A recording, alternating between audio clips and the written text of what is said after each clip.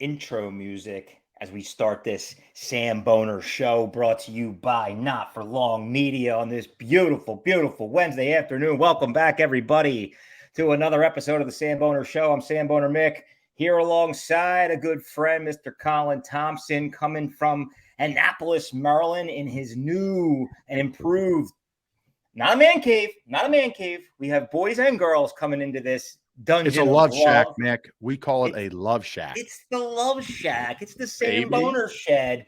And if you open up those beautiful doors behind Mr. Colin Thompson, you walk into the paradise of There's dirt everywhere. Pee spots and dog shit. Great spot, though. Great place to drink beer.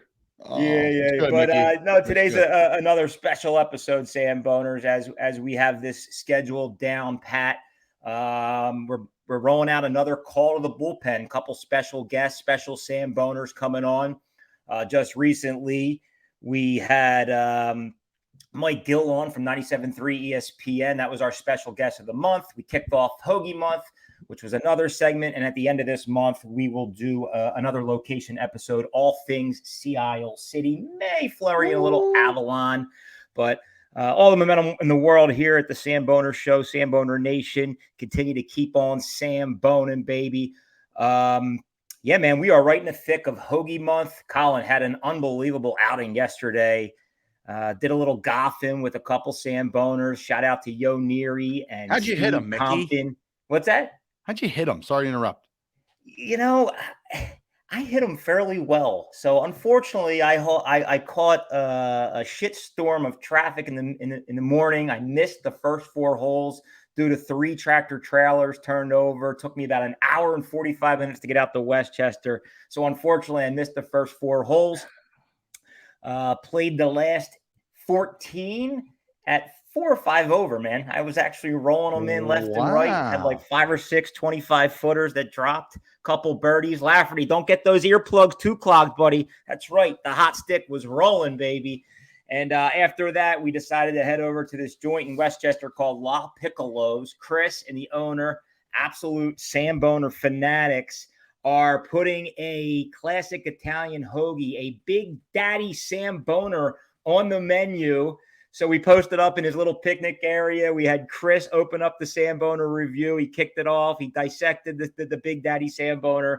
We had a ton of fun. Myself, Neary, Compton, and Joey Mayo, a.k.a. Joey Feo, was in the house as well. So we're off to a great, great week. Got the lawn cut, got a round of golf in, and here we are, call to the bullpen.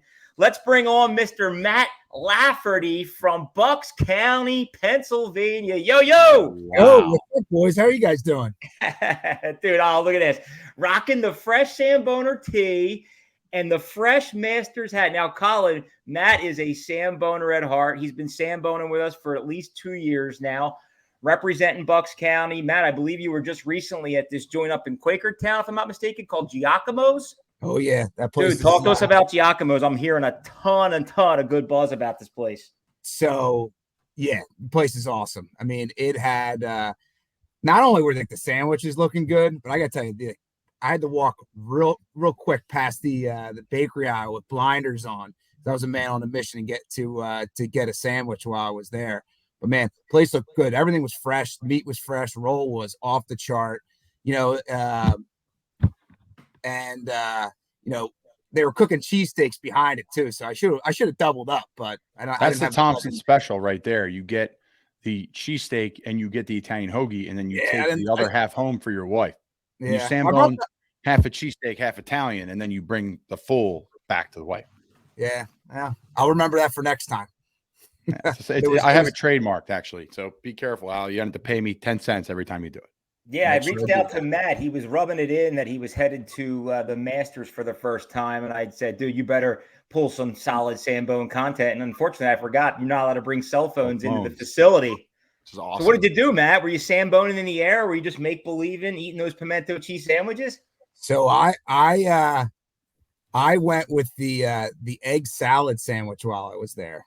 And it was it didn't really matter what I ate while I was there because everything was so good. But they had the egg salad. I had the classic chicken. It was great. I wish I could have Samboned, but no videos allowed there. I was at a practice round, so I was allowed the camera, but no live footage.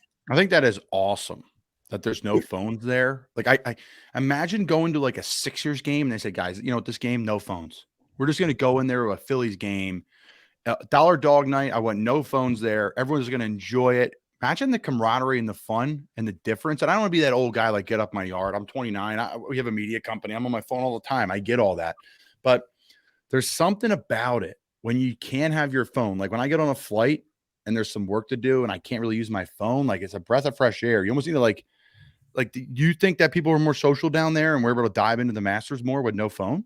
Yeah, I was talking with everybody down there, and really, it makes you focus on the moment and see the beauty of everything that's there, right? Because the course is where it's at. There's nothing worse than when you watch these shows, you see everybody watching a big putt or and they all got their cell phones up. You're like, dude, watch it with your eyes. You're never gonna. You're always gonna remember it because you watched it. And like I pretty much remember every footstep I took on that place. It was Matt. Did they give you earbuds? Nothing. Nothing. Nope. No, because that was another similar engagement at the U.S. Open. Black. Beth Page Black in New York in 2009.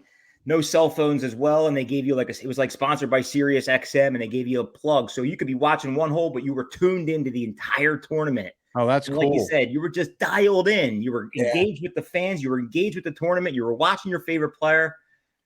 Nothing like it, man. Nothing like a major PGA major event. It's just something special about it. Got one coming up this weekend. That's right, baby. Where are we at? Oak Hill?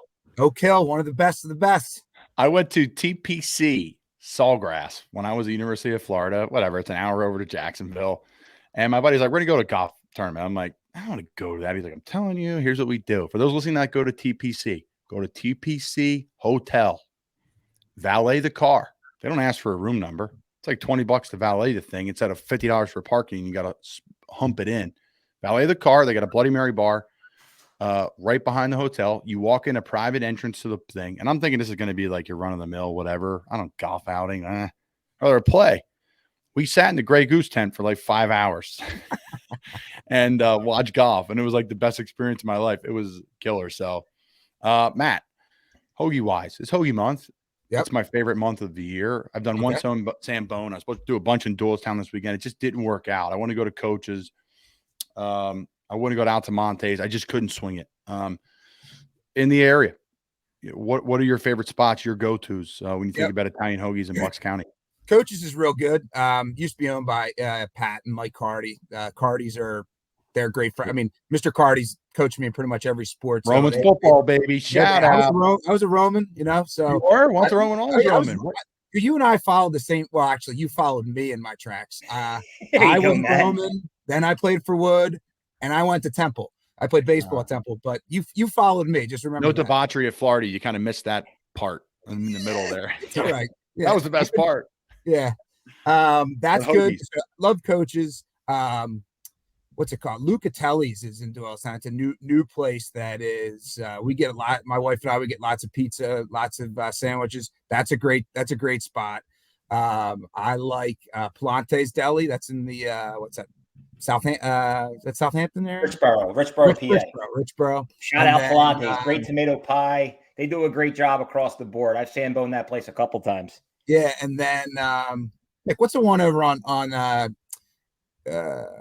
where's it? It's in like the Montgomeryville area. Why am I drawing a blank on the name? Tomato Pie. Pepinos. I think they're owned by the same company. I think they're in it together. Palante's. That's Samboner Pat. Fat Pat's boundaries right there. That's his go-to. He doesn't get out past maybe 5-6 miles from his house. So a little Pepinos every month. Those are probably my favorite. Altamonte's is great too. But those are Lucatelli's. If you're right in Doylestown, that's my go-to spot. So Matt, like you came on board early, man. Really appreciate you coming on. Again, this is a call to the bullpen just to show appreciation for all the Samboners out there. We love to just tie in everybody. This is not just a one-man show, man. We're all in this together. But, Matt, what drove you to just get on board with the Samboners? What drives you to continue to get out there and Sambone? I love the one of your best Sambones was with you and your son at the Indianapolis. What's that stadium called, Colin? Indianapolis Colts. Lucas Oil Stadium. Matt and his son posted up at Lucas Oil Stadium, dropping Sambones from Indianapolis. Like, Matt, help us understand what drives you to do that. Look, we live in the sandwich capital of the world. It's hands down. There's no better places to get sandwiches than in Philadelphia. So I love, watching everybody, hearing about the great spots, going to these great spots that other people go to. And I want to share my great spots, and I want to be able to spread it around so that people know, like, hey, when you come to Doylestown, where am I going to get a hoagie at? I'm going to go to that place, Lucatelli's, that Matt talked about. Or, I was passing by Quaker. No one ever goes up to Quakertown, but guess what? People are going to go to Quakertown now. And I like helping out like the small businesses. Like I went to my first review, Mick, was a barbecue place over in Lahaska, right? That's right. What was that called? That barbecue place? Holy Q. The brisket cheesesteak. Oh, baby, baby. Heather's Village.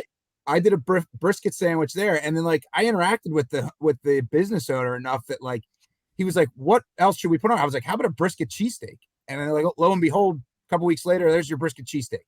So like that's the stuff. And then sharing it with my son, like that kid loves to be in front of the camera. So like when I did that with him up at Lucas Oil, I did another one on top of Whiteface Mountain where he ate a pickle. It's just fun spreading it around. And I think it's really just about showing people where to eat, and helping out the local businesses. It's such a currency now, what you're eating, how you're going about it. Yep. Right. And it's so great when Mick and the guys started is because it brings people together. And I always tell you, Mick, cult following, that those 11,000 followers is dense. There's no like, I just follow it because I think it looks a certain way. No, it's like, this is what we are. This is what we do. And we want to help people find better places to eat, good times, engagement, and fun. So no, I agree the same thing, man. As someone who's on the outside kind of looking in and being a part of it a little bit here at the Samboner Show, it's you're drawn to it. How are you not? Totally. Matt, two more questions for you. One, who do you got winning the PGA Championship? And two, what's on tap for this summer, buddy? Where are you traveling next? Where are you Samboning next? What do you got up your sleeve? PGA, great question. So I do a little pool every year with 4 of my friends from college and a couple other guys. And so we pick a winner and a long shot. So my pick, I had the third pick of the draft of 5 guys. And it was I have Rory winning with Shane Lowry as my long shot. I think Rory's, I could pretty much do this every major, but I think he's focused now. That little time off he took, I think it's his tournament. He's dialed. As far as vacation this year, my family every other year goes to Sandbridge Beach. It's just south of Virginia Beach. It's great spots on the same beach line as the Outer Banks. So we're going to be spending a week there, which is great. It's totally relaxing. What's that, like 5 hours for you? Yeah, about 5. Instead of 8 hours. I leave 8 hours. We leave at 3 in the morning. Get down there. It could be an 8-hour trip, but it's about 5.5. Good for you, man. Yeah, it's great down there. I love it. I spent some time. It's cool. Are you a Jersey Beach guy at all, Matt? I do a little bit of Jersey Beach. My family, we were always mountain people. So we always went to the Poconos, Lake Placid, out to Colorado in the summer. So like when I do my family vacations, we tend to do stuff like that. Like we went to Acadia. We got to Lake Placid last year. I heard good things about Lake Placid. Dude, it's sounds awesome. It's magical because it's good fun for everybody, right? It's beautiful, it's close, it's affordable, and you got the Olympic stuff that you can go to. You got great hikes, some pretty good food up there. It's okay, but good bars. So it's a cool place for sure. So right now, Rory McIlroy is the 3rd odds-on favorite at 1,300 to win the PGA Championship. Yep. This is not a gambling show. We do have a very professional on the call. I'm just kidding. You guys can talk about it. I'm not a betting man though. I'm not a gambler either. Matt, awesome coming on. Before we let you go, any shout outs, any name drops you want to give? Well, as far as people? Yeah, man, I don't know. Dude, the first guy I ever saw do a Sambone was Rashawn Leckie. So I want to give him a shout out. He did one with his son, Jackson, where they did like a like a filet mignon sandwich or something like that. They did. Nick's Filet in Berwyn. I never saw him do that. I may never have. Well, it would have taken me months longer to kind of come on to you guys. So I'll give a little shout out to. I'll give a shout out to Lecky. We all know him. There we go. And then no, I don't got anybody else. It's just I like just keep on doing what we're doing, keep on having fun, and just enjoying the ride with you guys. Awesome, Matt. Great having you on, dude. We'll have to get together soon.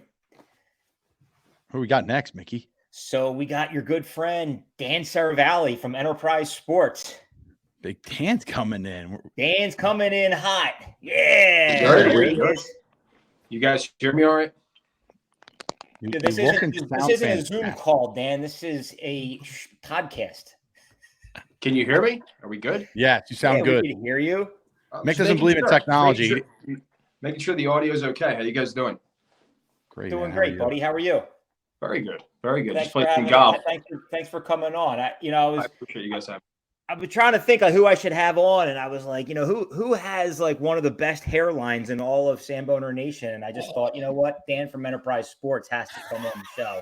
Well, I'm wearing a hat today. I can give you a run for your money, but man alive, this fucking guy's got one of the best hairlines in the business, brother. It is strong. I appreciate it. Hopefully it stays for life, but I appreciate it. I saw somebody comment that when I did one of your guys' reviews, somebody said, now, Dan, we know you're in a little bit of a Samboner rut. It's been a couple months since you did your last cheesesteak review. For those listeners out there, Dan kind of does a combination of both pizza and cheesesteaks. He's also, one of the few man on the streets at a lot of the local Philadelphia concerts, Philadelphia sports games. But Dan, dude, just recently, you got to talk to us about your experience at the Kentucky Derby. You were laying it on the line. Guy was out there dropping reviews and interviews with Bobby Flay, Kay Adams, Mattress Mac, Warren Moon. Talk to us about that, dude. What a great experience. Yeah, so we were lucky enough to get approved for credentials, and then, all these other add-ons were in there, and one of them was to cover the red carpet, and that wasn't just the Derby. We got in there for Oaks, so they had a whole fashion show the day before at Oaks, because at Churchill Downs, you got to bring your A game when it comes to dressing up. But yeah, Bobby Flay was there. He was super cool. Kay Adams. It was pretty surreal being on the red carpet. I'm going to admit, I was pretty nervous, actually. Oh, speaking of nerves, talk to us about your interview with Kay Adams. Oh, yeah, Mickey. Dude, he interviews Kay Adams, and the guy just went blushing red. It was so awesome. It was a mix of like just no sleep and just Adderall, and I was like so dialed in. It was just like I had no personality, I felt like, and I was just so focused on not look like an idiot, but I think I did look like an idiot because I was too focused on trying not to act like an idiot. But yeah, I was nervous, so it was cool. Great, she Dan. was super cool. She was super great, dude. You really did. But I appreciate that. She was super cool. And it worked out. I think it was actually comedic that she was like kind of breaking my stones for, being so stiff. That's great. She's really good. She's great at her job on NFL Network. She's bounced around. She's a pro, and a ton of people in the industry have a ton of respect from her. Dan, I have to talk to you about Enterprize Sports. I mean, you guys are freaking massive. I remember some of you before. I'm like, I unfollowed you guys for something. I refollowed you guys though, but something I forget what it was. Something about a tight end. I was like, man, you're killing me on this. I forget what it was. I got to go look. But it wasn't me, dude. I'm not good enough to make Enterprise Sports. But you know what it usually gets me though is in season, I get real sensitive about people going at players, because I see how much guys go through. So that always is a tough barrier. Like I have to unfollow like every Philly sports beat writer who are all my friends because everything's about the Eagles who we just got our ass kicked by, and it was my worst game of my career. So it's not personal by any means. I love what you guys do, but talk to me how you guys started Enterprise Sports and what's going on in the future. So 4 years ago, me and Doug, who run the operation, we started at my mom's basement. We planned on doing a sports betting show. That was the original plan. And we were like, why don't we just kind of put it in, so we started as that.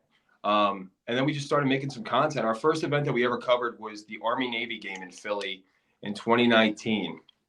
So we went out to that. Had no microphones, just had like a camera, which was a phone camera. And we're just like going around, just like talking to different fans. And it was a mess. We didn't know what we were doing. We were like, let's just try and get some content. Let's just put ourselves out there and see what we can do. And, we just stayed with it. And then COVID happened. And this is kind of where I feel like our following started to jump a little bit. We started reaching out to, just different celebs and different athletes to come on and just do kind of Instagram live interviews. And we ended up getting people like Austin Eckler to come on. Rachel Bush came on. Holly Saunders came on. We actually like kind of had a little beef with Holly Saunders, and then she ended up coming on and apologizing, which was great. It was a lot of fun. So like some of those people were probably the biggest people. We had Antrell Roll on too. He was super cool. So like just getting a lot of different guests on. We were doing interviews every day, and it just kind of bulked our following up. And we were like, let's see where we can take this thing. And we started getting involved with music events at colleges, like working with frats and putting together like music events. And now that's something we have planned for the future. We want to do a whole entire tour this fall. And it's funny because the original plan was to do sports betting, and it really never happened. And now we're starting to talk to a company about them kind of actually like funding the tour and kind of working on a sponsorship with them. So, it's in the works. It looks like it's going to happen. So we're excited for college football season. So what draws you to I see you at State College a lot. I see you at Alabama a lot. Like what draws you to those two campuses? So last time I was at Alabama was we did a kind of like a Darty event there with Happy Dad. So they kind of invited us down there. And the South is the best. This guy would know. He was at the University of SEC. There's nothing like the SEC. There's nothing like the SEC. I tell everybody it's from the girls, just the party, just the football, everything about it. It's just next level. I've never been down south for like an SEC or an ACC style football game, but from what I gather, Old Mississippi is one of the greatest tailgates of all time. Is it number one? The Grove is great. The Grove is up there. The Grove is really, really good. The people the night before, I think it's either Thursday or Friday night. It's like almost like a starting line, and they just dash once they get the clear to like go pick their spot, and they set up their tents and nobody moves their stuff. So it's like kind of like a race to get your spot for game day there at the Grove. But funny enough, yeah, you can get to the SEC, definitely do it. One of the better tailgates I've been to was at the University of Florida. I was at Florida. This is probably single-handedly the best football experience I've ever had. We were 2 rows off the field behind Saban. It was Florida, Alabama. I think it was 2 or 3 years ago, whatever it was, in the swamp. And Florida gave them a hell of a game. And it was the loudest stadium I've ever been. I was 2 rows off the field, and it was unbelievable. It was unbelievable. That's the way I describe it. If you can get the swamp. And it's only 90,000. It's not these big ones like Michigan and Penn State and Alabama and LSU. I mean, it's a lot of people, don't get me wrong, but it's different. It's so much different down there. I compare it to almost like Premier League soccer in a way where it's so unique. It's so much different than what you would think in the Northeast of like, I do this, like, Eagles or whatever, very chalk, which is fine. Nothing wrong. I'm not saying chalk in a negative way, but when I got down there, I didn't know anything about it. Went to Penn State games, Notre Dame, BC recruited me, was really cool, and Ryan Day was awesome. But then you go down there and you're like, oh my God, what is this? And so it's very, again, use the word cult, the passion. I think, like you said, Ole Miss, another one that people should really go to. Alabama's super cool, but it's very get dressed up, and it's still great. Don't get me wrong, but LSU's the best tailgate.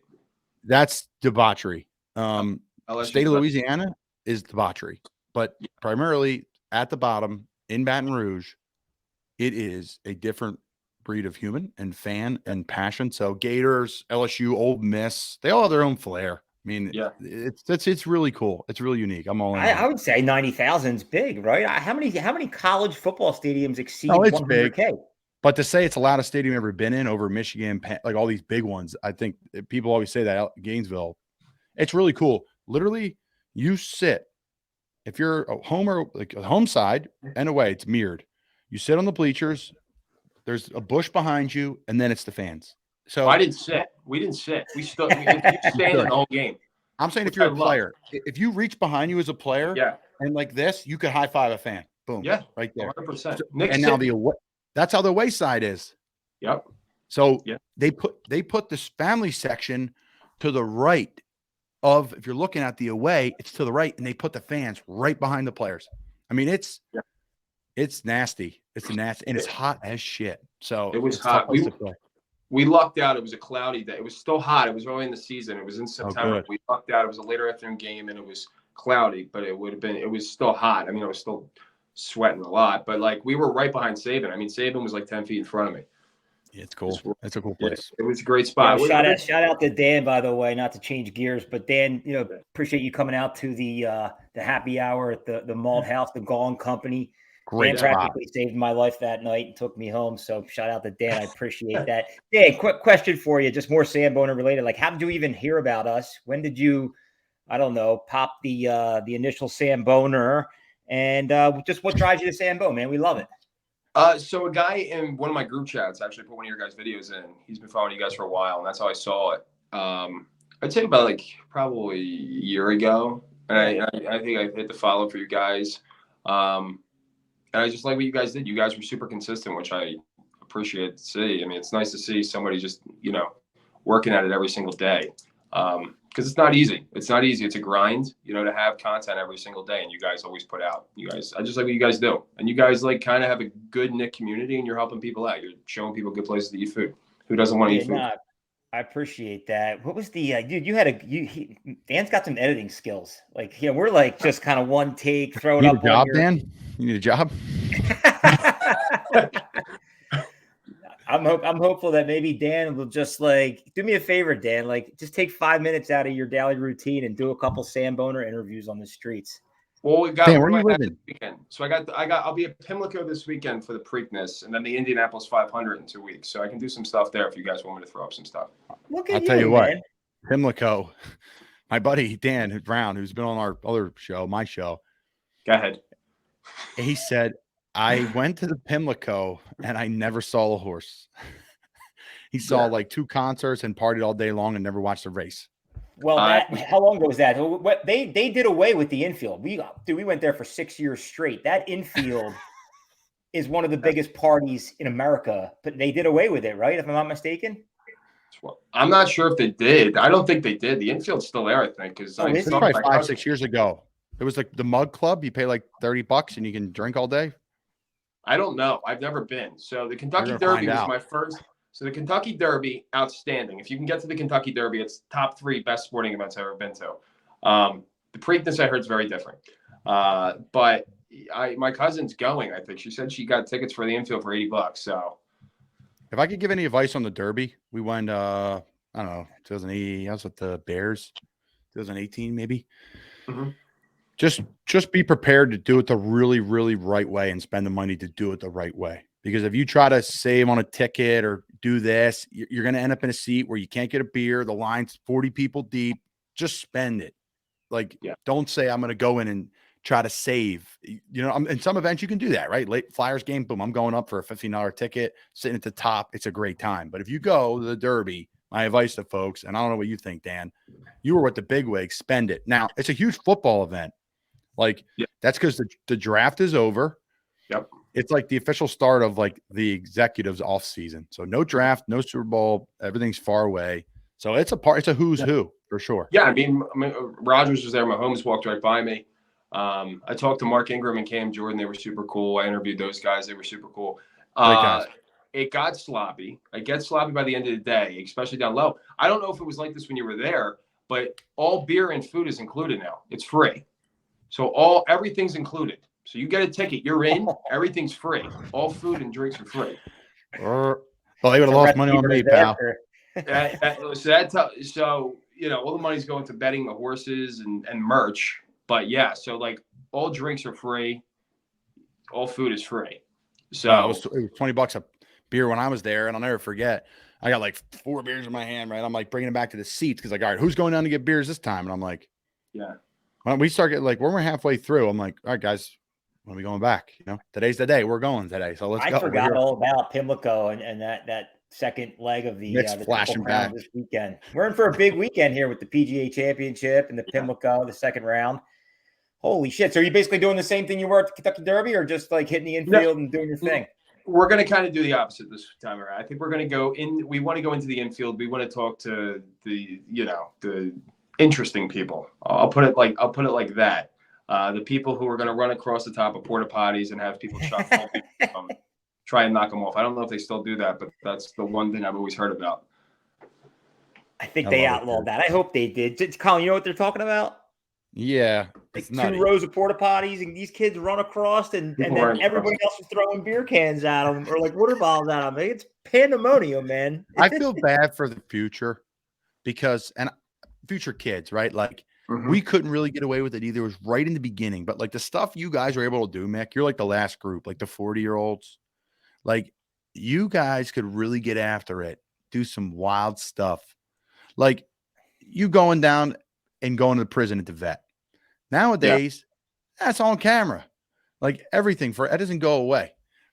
For these kids now, man, it's like, oh man, like you can't.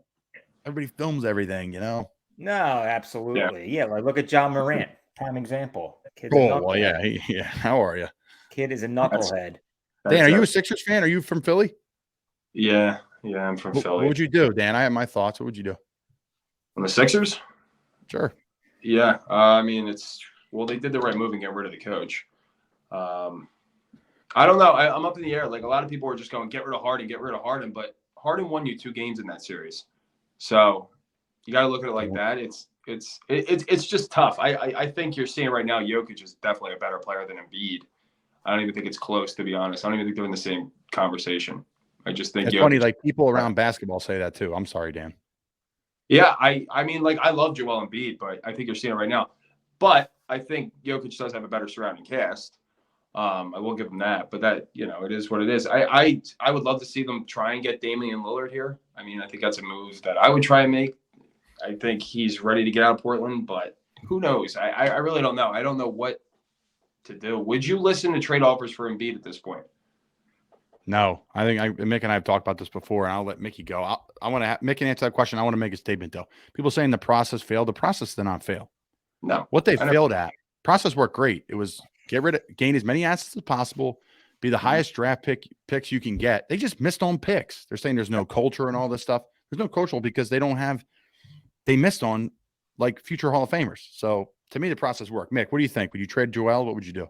No, I wouldn't trade Joel. I think you definitely need to find somebody that complements him a little bit better. I'm unfortunately, Dan, disagree with you with Harden. Yeah, he had a couple good games, but his on and off switch is just, I don't know. I think it's tough for Philadelphia fans to really get behind him. Now, I did hear, as far as the replacement for Doc, I heard some really these are more like shits and giggles rumors of who could replace him.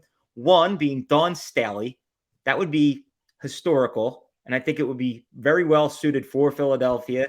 I'm all behind it. And second, just came up this morning, and we talk about the load management with Joel Embiid, Colin, but why not hire Allen Iverson? We don't have to practice, and he's fresh for every game. Could you imagine, though, Allen Iverson is the head coach of your 76ers? I've heard more stories from people that worked at the Sixers, higher ranking people. I've heard more stories from people. I've heard more stories from people who worked at FC Kerbeck about Allen Iverson as well.